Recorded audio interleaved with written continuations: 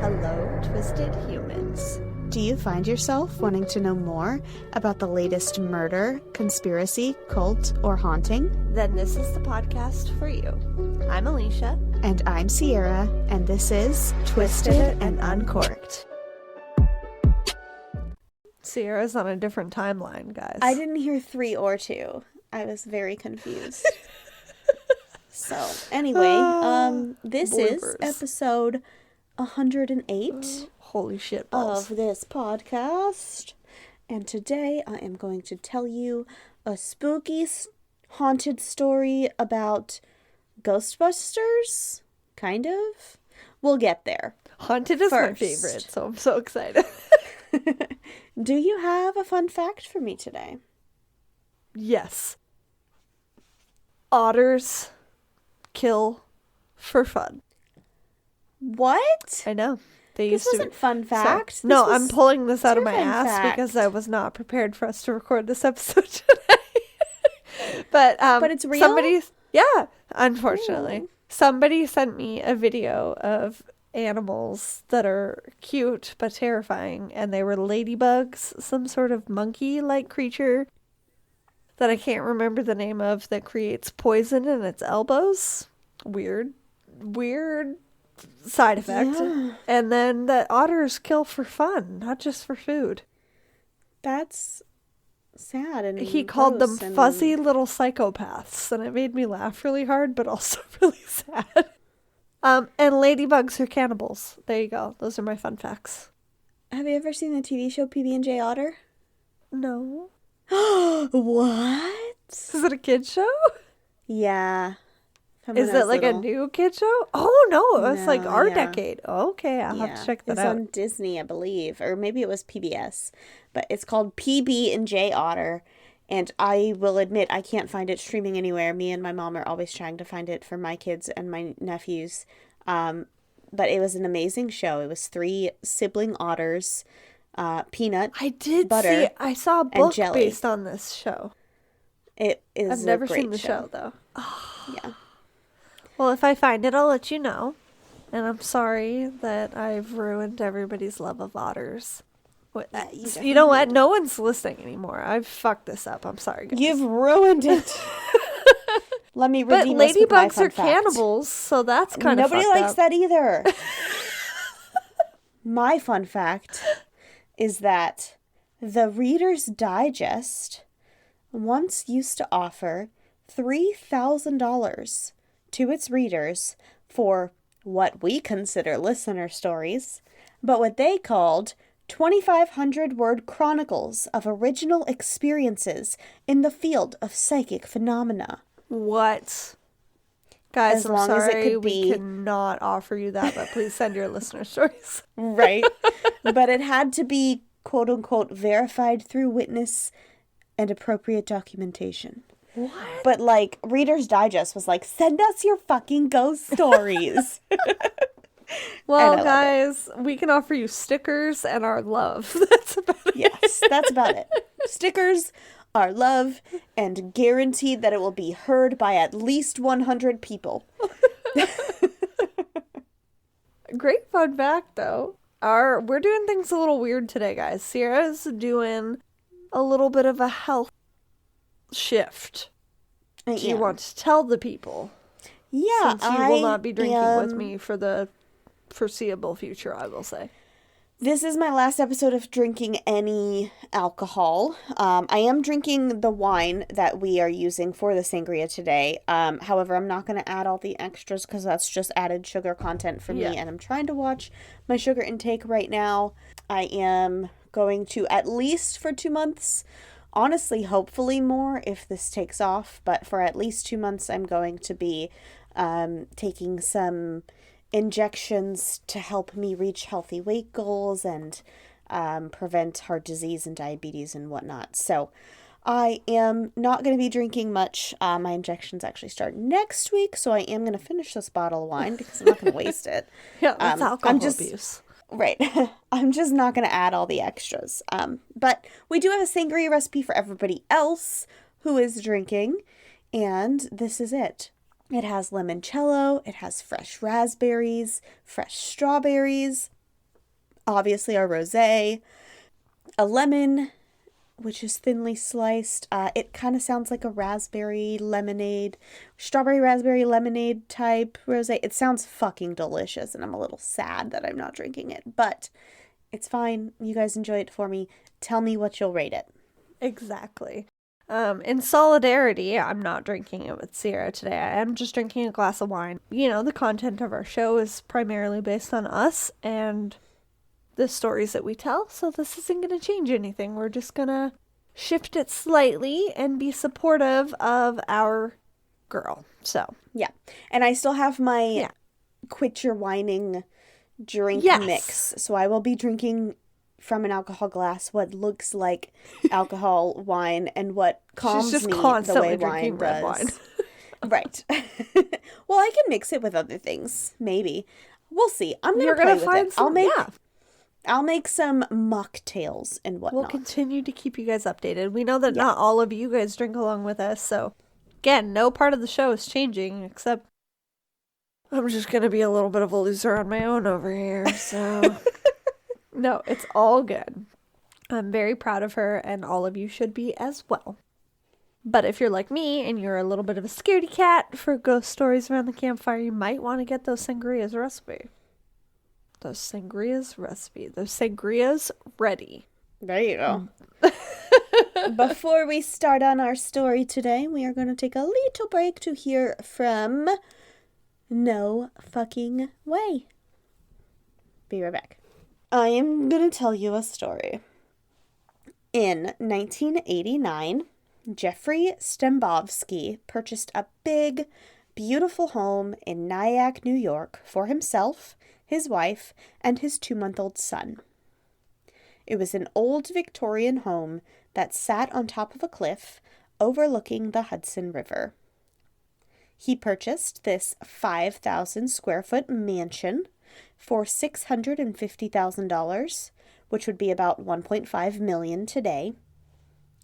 But a few days after he purchased the home, he told the previous owners he needed to back out of the contract.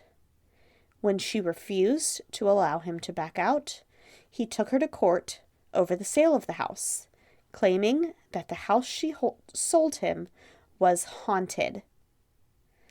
He was suing for fraudulent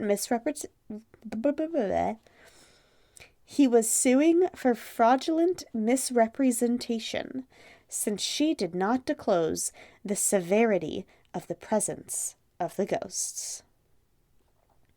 The New York Supreme Court decided to hear out Stambovsky in court, and this case led to what is today known as the Ghostbusters ruling. Stop it!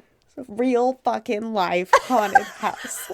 I was gonna say, I would like to go to court now for all of the places I have lived at. Sierra, would you like to? Well. Library ghost? Okay, go to the drive. Okay. The last picture in the drive is going to be a red house. That's what it looked like at the time that he bought it. The one previous to that one is a blue house, I think. It's either blue or white. That's what it looks like now. Okay. And then there's a Word document with a link to pictures of the inside of the house on Trulia. No! So you look at that while I read. It's I'm fucking scared. Beautiful. No, I'm scared. It's beautiful. It is a really pretty house. I'm not gonna lie. I'm jealous I don't get to live there. Go to the link. Go through the pictures. I'm scared. It's amazing. Okay, I'm going. The home was sold to Stambovsky by Helen Ackley. George and Helen Ackley bought the home in the early 1960s. At the time, it was a rundown old home built in the 1890s with 5 bedrooms and 3.5 baths. But a cheap, big home overlooking the water was exactly what they wanted, even if it was going to be a fixer-upper. A cheap? Oh, I guess this is then. I'm looking at now. Right, this is a long time ago. Speak for yourself. I am obsessed. Okay, I'm going to share screen while you tell this because it's way too pretty. For me to As hug Helen, as soon as Helen moved in, children in the neighborhood warned them that this house was haunted. Being just 10 minutes from Sleepy Hollow, with the legend of the Headless Horseman stories, Helen didn't think too much of the rumors from the neighborhood kids. She probably just assumed that this lore came from the fact that the home was so run down and had been vacant for so long. This rumor could have been about any other home in the neighborhood if it was the one that looked creepy and sat vacant. But she soon learned that the rumors had merit to them. This is the most beautiful house I've ever seen. It's fucking gorgeous. Like, who was the architect that you covered? Loving Frank. Yeah, Frank Lloyd Wright. Thank you. Like, I'm just saying, it's putting him to shame. She pretty. Ooh. I'll share all the photos with you guys. Sorry, I shouldn't say that. You could probably post His the link, houses too. are beautiful. But oh my god, I need it. The French doors, the window.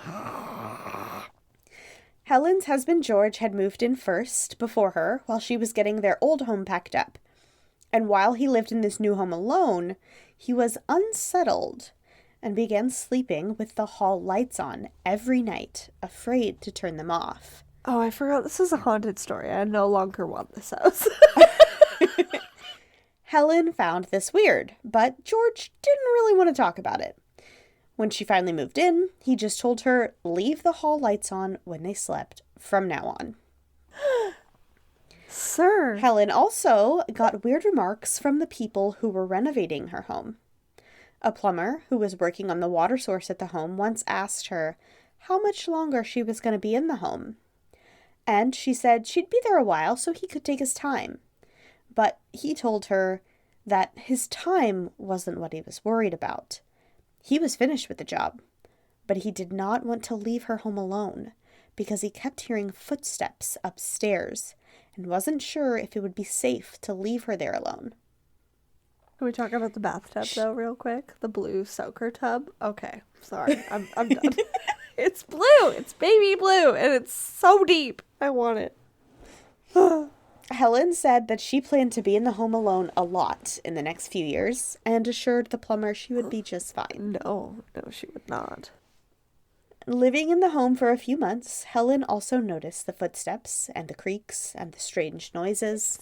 But she said, quote, I got nothing but good vibes, and I found it reassuring to have such a vigilant patrolman on duty 24 hours a day. So, like, this ghost is her buddy. She likes the ghost. They're friends. I'm obsessed with this place. Good vibes only. Yeah. Exactly. But she's under the impression now, Wait, is he eventually. even a real person? She is under the impression that it might not be just one ghost. Oh. Sometimes the lights cord above the dinner table would randomly start to swing and then just as suddenly stop, as if someone had put their hand out and stopped it for her. Was the ghost who stopped it from swinging trying to stop the mischief that another ghost was causing? Okay, mischievous ghosts are our people. Let's face it. We've reflected that in 2 years on the show. That's what we deal with in our houses. However, I don't have a view like this, so. Right. Speaking of that view, Helen once sat looking out at the water, out her window, and felt the chill of a presence beside her, also looking out the window. But this ghost, she knew, was her friend. She asked out loud, "It's beautiful on the river, isn't it?" And after she was done and ready to leave the window, she thanked the ghost for sharing his view, told it she was going to bed, and said goodnight, as if to say, I'm done chatting for the night, so leave me alone. And it did. Other times, though, things would happen that didn't seem so friendly. Such as that same night when Helen walked out of the door of the room she was in, she felt uneasy leaving.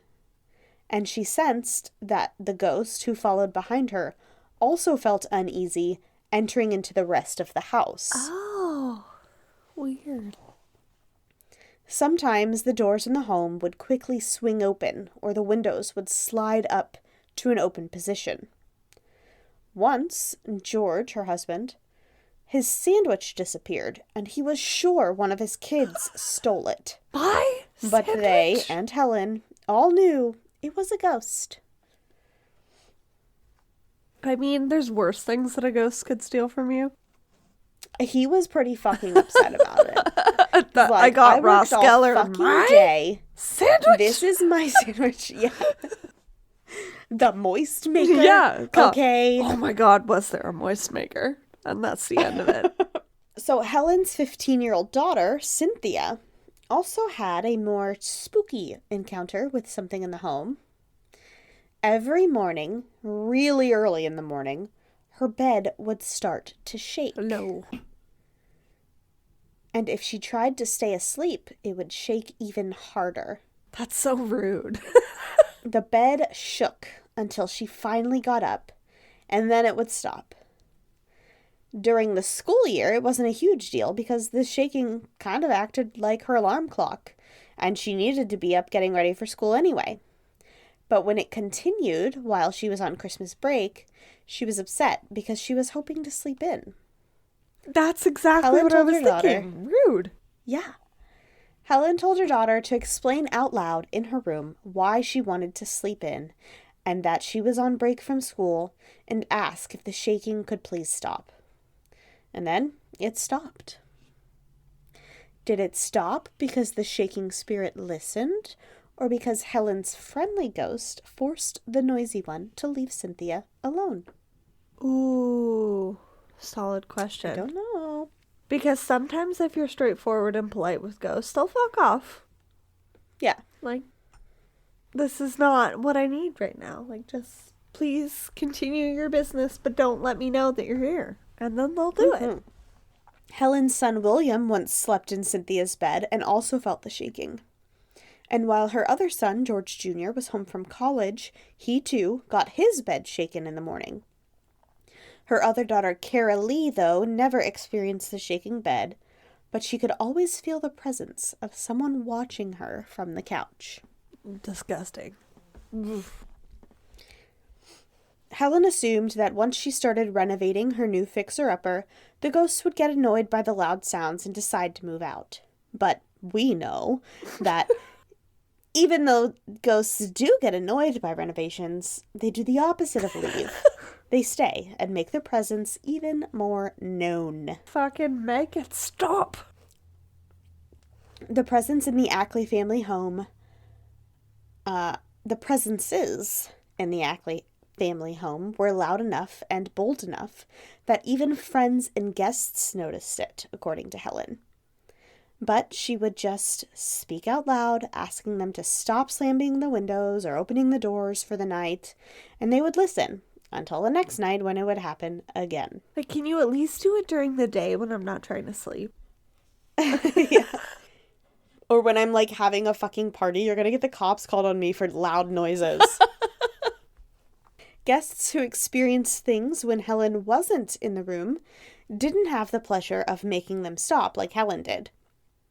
Some would have their bedroom doors open over and over, no matter how many times they closed it back. Others heard footsteps or voices from nearby rooms that were empty upon inspection. And some even said they felt like they were being watched or warned of something. Oh. That's a creepy feeling. Yeah, I don't for like sure. that. Yeah, like a premonition. Like, get out, move, do something. Ugh, no.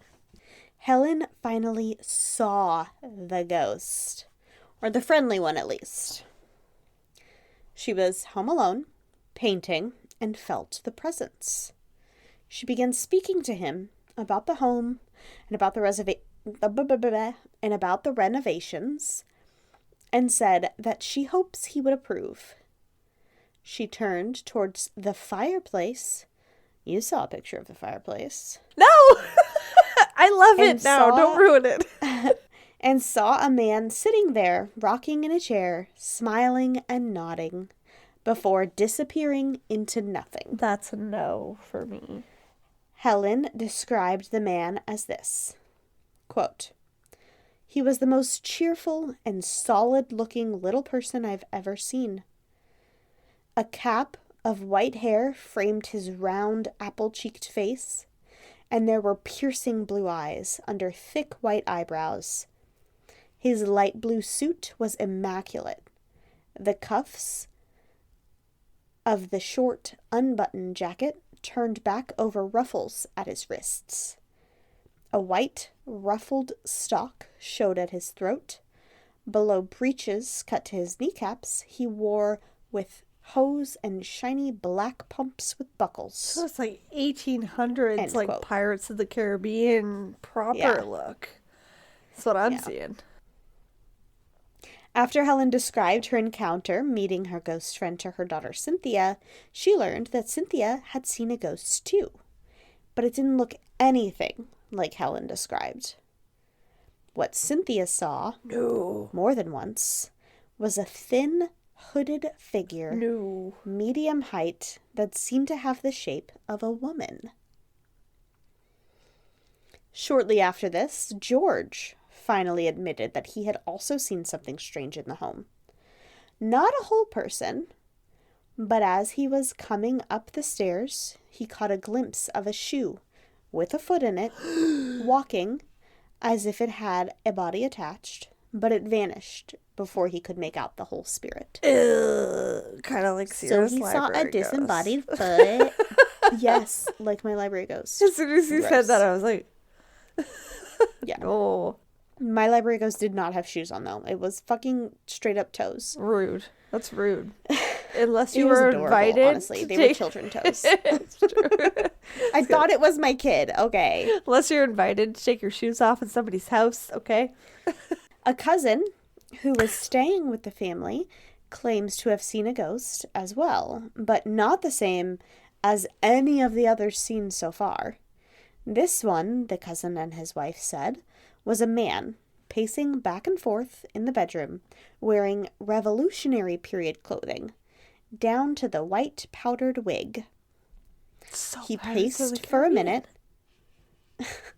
He paced for a minute, sat on the bed, opened a big book, also ghosty spirit-like, and flipped through it quickly. Then closed the book, stood up, and vanished. No. Found what he was looking for, I suppose. I guess. So there's at but least that's so three. creepy. There's at least 3 different ghosts in the home, and at least one seems to be very kind. So kind, in fact, that the ghosts would bring the family gifts as well. When Cynthia grew up and got married, a pair of silver tongs appeared in her room, and no one could determine who they were from. And when the first Ackley grandchild was born, Helen said an embossed golden baby ring was found in their home as if to celebrate and congratulate the family. What is a baby ring? Like a I don't know. mobile type situation or like a thing? Oh. I don't know in the 1970s what they mean by baby ring, but I had a baby ring when I was a baby, and it was literally a fucking ring Oh. for my teeny tiny baby fingers. That's cute. I had I was curious because I had a little necklace with my initial on it, but that's not. I don't know something in that the every family 1970s does. if they did, baby rings for your fingers, maybe. but my family did that. Maybe. I'm Googling it while you say that because I'm like, what is this? I need to know. It's golden, so I don't think it's like a mobile. No, yeah, you're right. Baby ring, 1900s edition. It was the 1970s when Helen lived there. Literally a baby ring. It's usually supposed to encompass something in the family, like a gemstone or something that represents them, or an initial or an engraving or something traditionally, but Yeah. yeah, literally a ring for babies. Interesting. All of these experiences were written about in Helen's own words when she sent an article to Reader's Digest It comes full circle.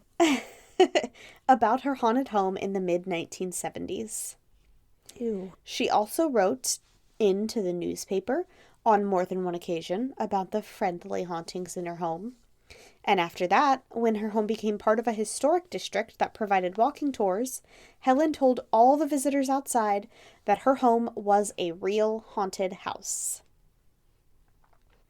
Fast forward Humble brag. to 1989, when Helen sold her home to Jeffrey Stambovsky. Helen was hoping that her ghost friends would follow her to a new home. Now that her 4 kids had gone away and moved in with their own spouses, her husband had also passed away, and she was now downsizing. But she knew it wasn't likely that these ghosts would come with her, since it seemed the ghosts lived there even before she did.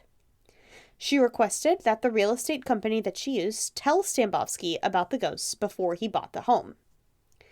Stambovsky had already decided he loved it and was ready to put a deposit down, so the company called him on the phone and said something like, "Hey man, just wanted to let you know before we go any further, the woman who owns the home said she had some friendly ghosts in there. You cool with that?" And he allegedly laughed it off and was like, "Yeah, sure, whatever. They Let's never sign this told him. paperwork tomorrow." Who knows? After the paperwork was all signed and Stambovsky was starting to move in, he began hearing the rumors around the neighborhood about being the one who purchased the haunted house. And he did not like it. I think maybe he didn't believe it at first, and now that he knew others talked about it too, and maybe even experienced it, he got spooked. But he claims he does not believe in ghosts. He was only upset because having a known quote-unquote haunted house gives the home a certain stigma that might be bad for the value of the home in the future. Man, if he knew the future, he would have fucking bought that house. This is why, he says, he wanted out of the contract. So they went to court.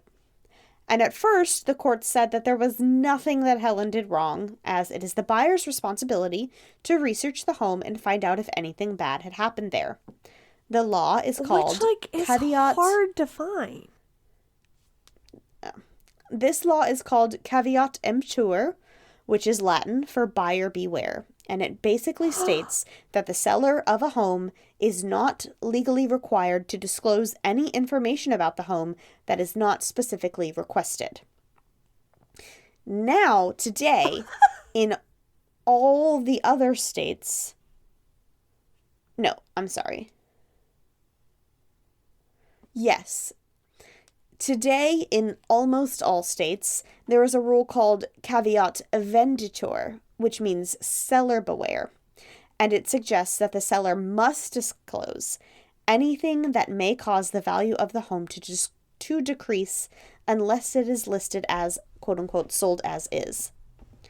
If something is found out by the buyer that the seller knew and forgot to disclose, the contract can be voided. Ew. But again, at the time, caveat emptor was in place, and so the courts threw out the case. They were like, "Too bad, buddy, you should have figured it out." Oh, really? But Stambovsky appealed the decision, took it to the Supreme Court, who was actually very interested in this situation. They claimed basically that a quote-unquote haunting is so different from the norm that he couldn't have known to ask about it. And now that he has, Helen cannot deny that it is known as a quote-unquote haunted house without perjuring herself. They said, quote, "Having reported the ghost's presence in both a national publication and the local press, the defendant cannot deny their existence, the existence of ghosts, and as a matter of law, the house is haunted." End quote. This is... The home is in Nyack, New York, it is legally considered haunted. Stambovsky was allowed out of the contract and did not buy the house, but he did have to forfeit the deposit that he had already put down, which was about $32,000. Ugh. Sorry if you can hear voices, guys. It's not haunted over here. It's just my husband. I don't hear him. Okay.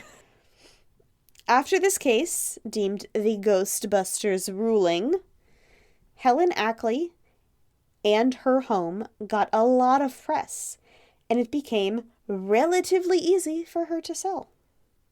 Oh, weird. The press actually made her house more valuable, not less. And in 1995, a book was written about the friendly male ghost in the home who a medium said was named Sir George. The book is called Sir George, the Ghost of Nyack, and unfortunately I cannot find it available anywhere, so they must not have made very many fucking copies. I'm a fan of George the Friendly Ghost, though, so that's what I grew up with. Yes. Since the case, the home has been sold and purchased by many different people. In the late 1990s, it was lived in by Adam Brooks, who co-wrote the best movie in the whole fucking world, Practical Magic. Yes. After that, it was purchased by a singer named Ingrid Michaelson. And then it was sold to a singer named Mattis Yahoo. He sold the home in 2019, but I am not sure who owns it, if anyone, now. That is the Ghostbusters ruling court case. The only one of its kind. And a little bonus fun fact at the end here. Found this out while researching. If you pay to use a website called diedinhouse.com, you can find out if anyone has ever died in your home. Have we How verified fucking this? creepy. I did not pay for it. I did go to the website, but when I typed in my address, it asked for money, and I was like, nah, I'm good. So scary.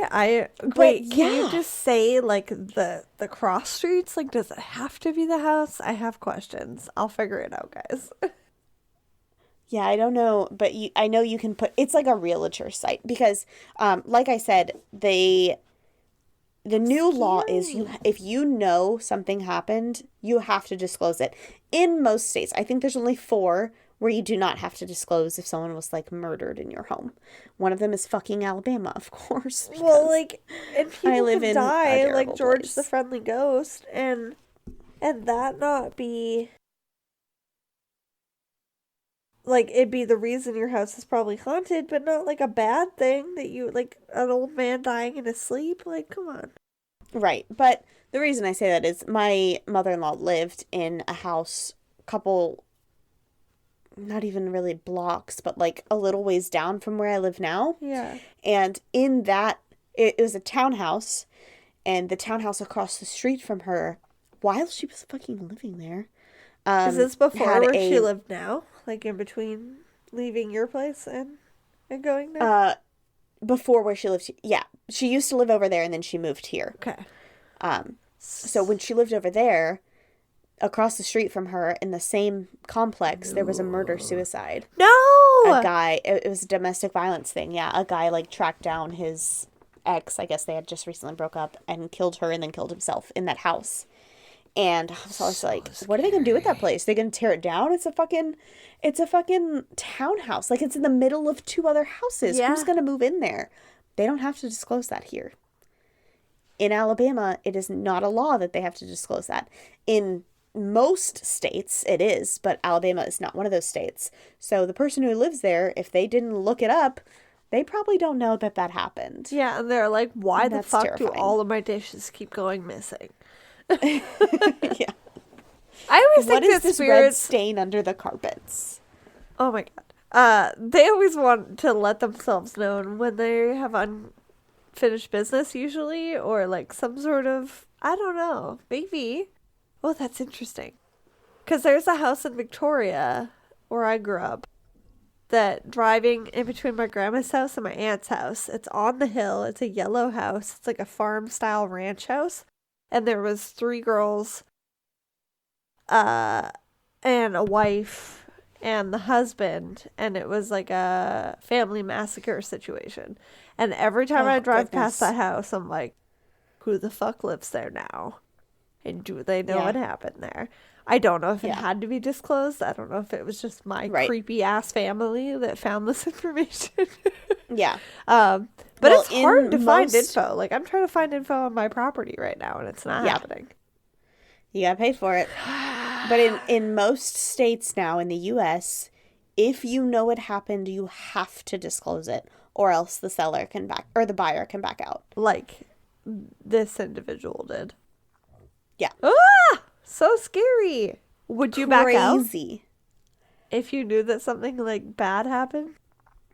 If it was like a murder, probably. Yeah. I don't want that around my children.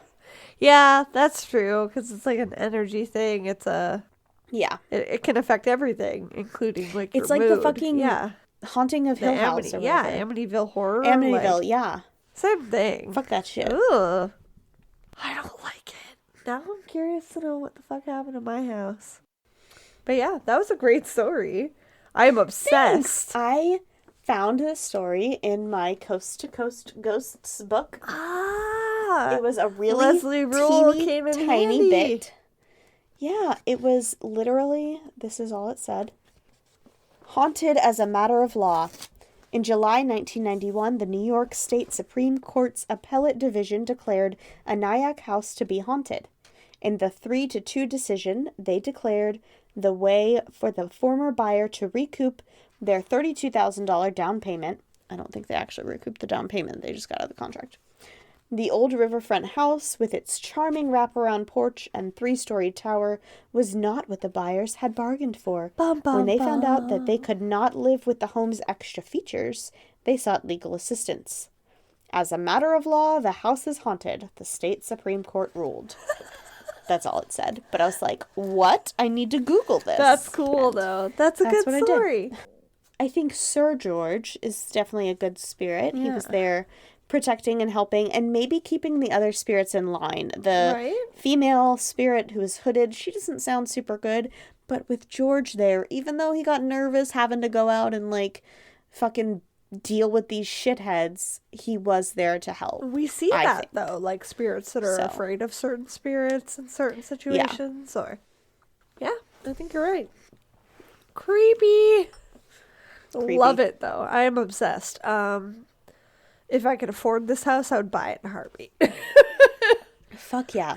It's gorgeous. It's amazing. Like dream house on the water. I can't. I need that bathtub in my life. I need that kitchen in my life. Separate problem. If you guys have a spooky story to share, send it our way. You know where to send that. twistedanduncorked.com. Great job to Sierra for this one. We move on to our special topics next week with a special guest joining us for the second half of our special topic. So Sierra's episode. And stay tuned. Go check out our Patreon. Go leave a 5-star rating and review. Go and leave us your listener stories. Whatever you guys have, we would love to hear it. I don't know how to do life right now. I've been drinking for 2 episodes. But we love and appreciate you guys so much. We will see you next Tuesday for another episode. And in the meantime, keep it twisted. Twisted and Uncorked is a proud member of Weirding Way Media. Hosted and produced by Sierra Zorn and Alicia Watson. If you like the show, don't forget to leave a 5-star rating and review wherever you are listening now. It really is the best way to spread the word. You can check out all things Twisted on our website, twistedanduncorked.com, and we will see you next Tuesday for a brand new episode.